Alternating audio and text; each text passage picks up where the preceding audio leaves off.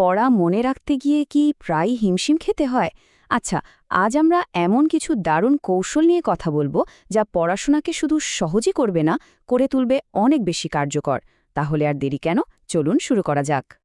পড়া মুখস্থ করাটা কি প্রায়ই একটা বড় চ্যালেঞ্জের মতো লাগে? ঘণ্টার পর ঘণ্টা ধরে পড়লাম, কিন্তু পরীক্ষার হলে গিয়ে দেখি কিছুই মনে নেই। এই যে একটা হতাশা, এই অনুভূতিটা কিন্তু আমাদের অনেকেরই খুব চেনা।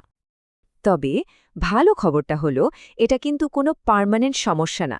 সঠিক কৌশল জানা থাকলে আর সেটা ঠিকমতো কাজে লাগাতে পারলে স্মৃতিশক্তি কিন্তু অনেকখানি, কয়েক গুণ পর্যন্ত বেড়ে যেতে পারে। চলুন তাহলে সেই ম্যাজিকের মতো কৌশলগুলোই এক এক করে দেখে ফেলি। তো পড়া মনে রাখার পুরো জার্নির প্রথম আর সবচেয়ে গুরুত্বপূর্ণ ধাপটা হলো ফোকাস বা মনোযোগ। এটাকে বলতে পারেন শেখার একদম গোড়ার কথা। কারণটা খুব সোজা। মনোযোগী যদি না থাকে, তাহলে বাকি কোনো টিপসই কিন্তু ঠিকঠাক কাজ করবে না। ব্যাপারটা একটু ভাবুন তো। আমাদের ব্রেনের কথাই ধরুন। একদিকে আছে মোবাইল ফোন, সোশ্যাল মিডিয়া, টুংটাং নোটিফিকেশন, হাজারো জিনিস যা আমাদের মনোযোগটা এদিক ওদিক করে দিচ্ছে। আর অন্যদিকে ভাবুন তো, যখন এই সব ডিস্ট্র্যাকশনগুলো দূরে থাকে, তখন ব্রেনটা ঠিক একটা লেজারের মতো ফোকাসড হয়ে যায়। আর তখন যে কোনো তথ্য কি দ্রুত শুষে নিতে পারে। আচ্ছা, মনোযোগ তো না হয় আনা গেল। এরপর কি? এরপর দরকার কিছু স্মার্ট আর কার্যকর পড়ার কৌশল। এগুলো কিন্তু শুধু ঘন্টার পর ঘন্টা বইয়ের পাতা উল্টে যাওয়া না। এগুলো হলো কিছু অ্যাক্টিভ মেথড, যা পড়াটাকে ব্রেনের ভেতর একেবারে পাকাপাকিভাবে বসিয়ে দিতে সাহায্য করে। এখানে আমরা তিনটা খুব পাওয়ারফুল টেকনিক নিয়ে কথা বলবো। যেমন ধরুন, প্রথমটা হলো যা কিছু পড়া হচ্ছে সেটা নিজের ভাষায় কাউকে বোঝানোর চেষ্টা করা। আরে অন্য কাউকে না পেলে নিজেকেই বোঝানো যেতে পারে। এতে হয় কি, পুরো বিষয়টা নিজের কাছে একদম পরিষ্কার হয়ে যায়। এরপর দ্বিতীয়টা হলো একটা বিশাল চ্যাপ্টারকে একবারে না গিলে ছোট ছোট অংশে ভাগ করে নেওয়া। এতে একবারে একটা ছোট্ট বিষয়ের উপর ফোকাস করা সহজ হয়। আর ৩ নম্বর, আর এটা খুবই কাজের, সেটা হলো ছবি বা চার্ট ব্যবহার করা।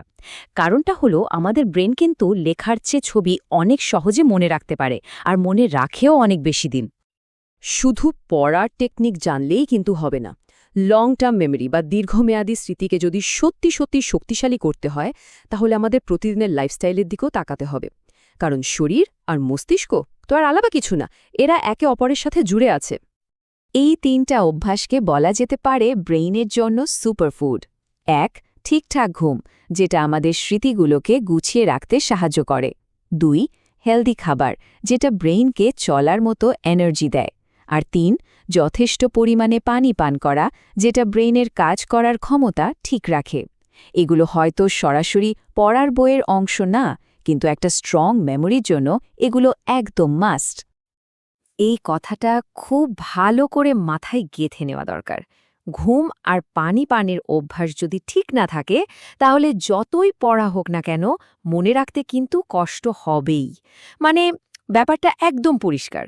শারীরিক সুস্থতা ছাড়া মেন্টাল পারফরম্যান্সের সেরাটা পাওয়া প্রায় অসম্ভব। তাহলে এত সব কৌশল তো জানা গেল, কিন্তু সবকিছুর শেষে সাফল্যের আসল চাবিকাঠি বা মাস্টার কিটা আসলে কি? চলুন পুরো ব্যাপারটা একবার এক ঝলকে গুছিয়ে নেওয়া যাক। দেখুন, সাফল্যের আসল ফর্মুলাটা কিন্তু একটা সাইকেলের মতো। প্রথমে আসে মনোযোগ দিয়ে পড়া, মানে কনসেন্ট্রেশন। তারপর সেটাকে প্র্যাকটিস করা, হয়তো লেখার মাধ্যমে। আর সব শেষে বারবার রিভিশন দেওয়া, যাতে ব্যাপারটা ব্রেনে একেবারে গেঁথে যায়। এই যে প্র্যাকটিস, কনসেন্ট্রেশন আর রিভিশন, এই ৩টা নিয়মিত চর্চাই কিন্তু পড়া মনে রাখার সবচেয়ে ভরসামন্দ উপায়। তো এই পুরো আলোচনার শেষে একটা প্রশ্ন।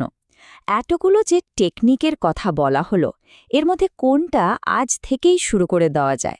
মনে রাখতে হবে, ছোট্ট একটা চেষ্টাও কিন্তু অনেক বড় একটা বদলের শুরু হতে পারে।